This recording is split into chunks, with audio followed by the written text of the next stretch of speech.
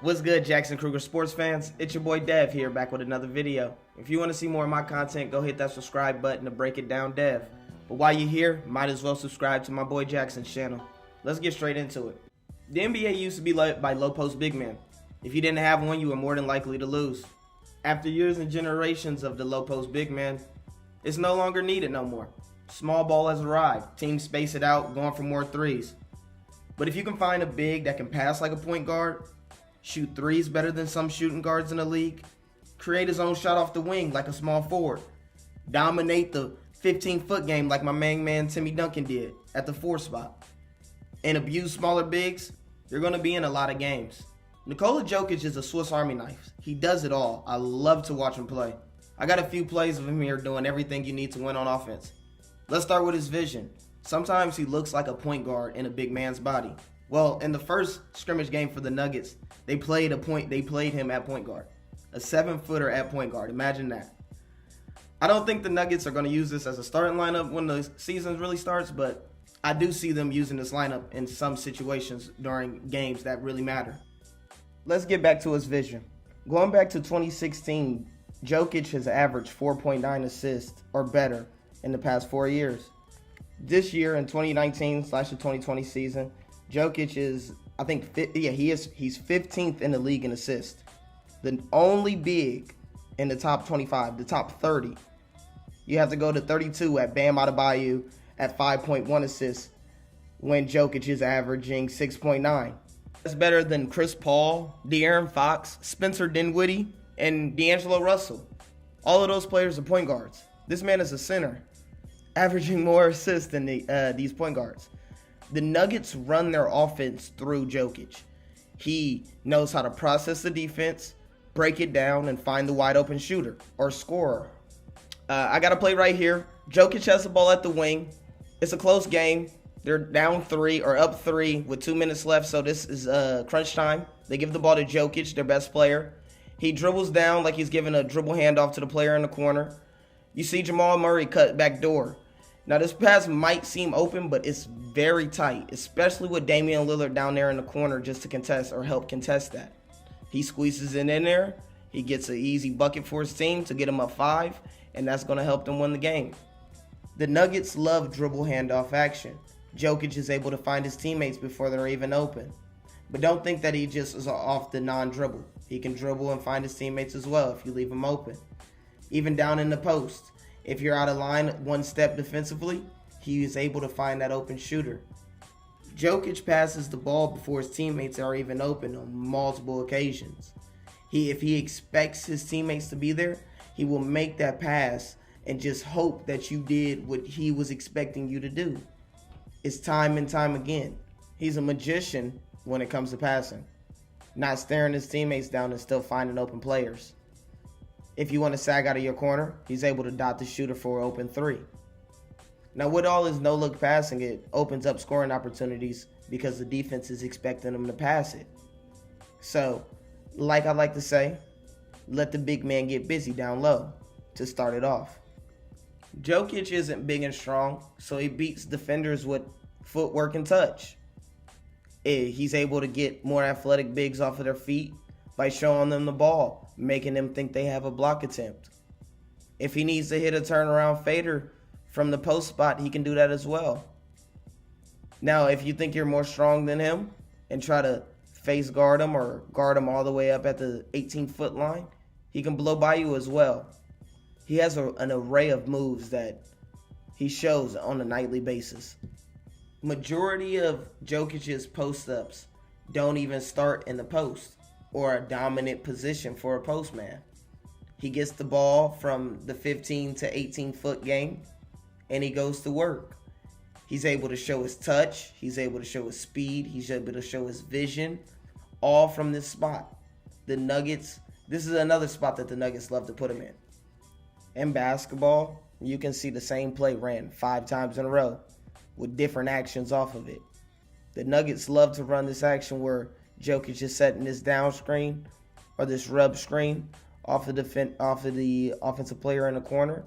The offensive player comes off of that screen looking for Jokić. Jokić is the first option. And if you leave him open for this mid-range, he's going to make this 90% of the time.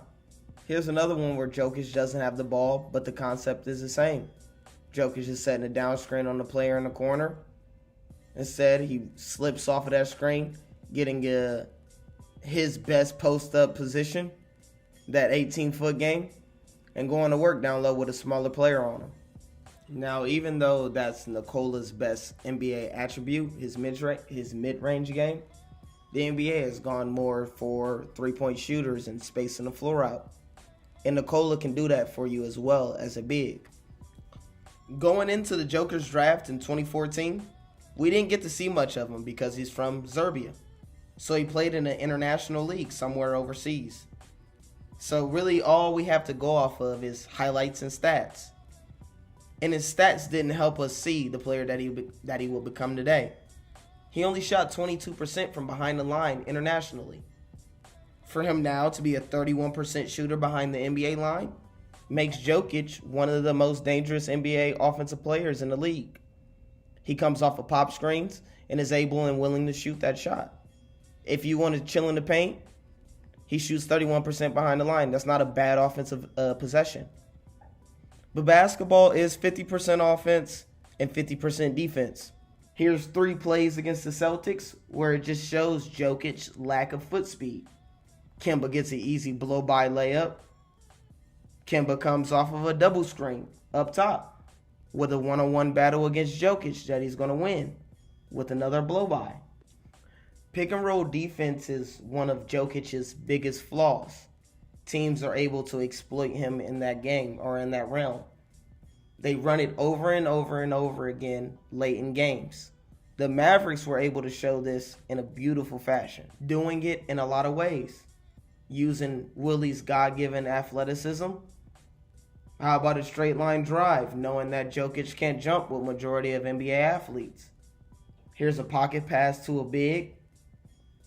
With the lack of quickness and foot speed that Jokić shows on the defensive end, the Mavericks were able to show why there isn't a lot of slow, unathletic big men on the floor. Here's another play where Jokic's man is setting an off-ball screen for Luka. Luka comes and gets the ball, reverses it, and goes back into another ball screen. The Mavericks are trying to get the Nuggets to switch this ball screen so Luka can have a one-on-one with Jokić. Nikola blitzes the ball screen, leaving the roller wide open. The weak side defender in the corner steps up to contest the shot in the paint. Luka finds a passing lane for an alley-oop. This all starts with Jokić having to blitz this ball screen. So how is he able to stay on the court? Because he uses his smarts and his NBA basketball IQ to put him in positions to excel. If you're looking for a high flyer that's going to block shots above the rim, Nikola isn't the player for you. But under the rim, Nikola uses his smarts and his technique to block shots from players before they can even get it up.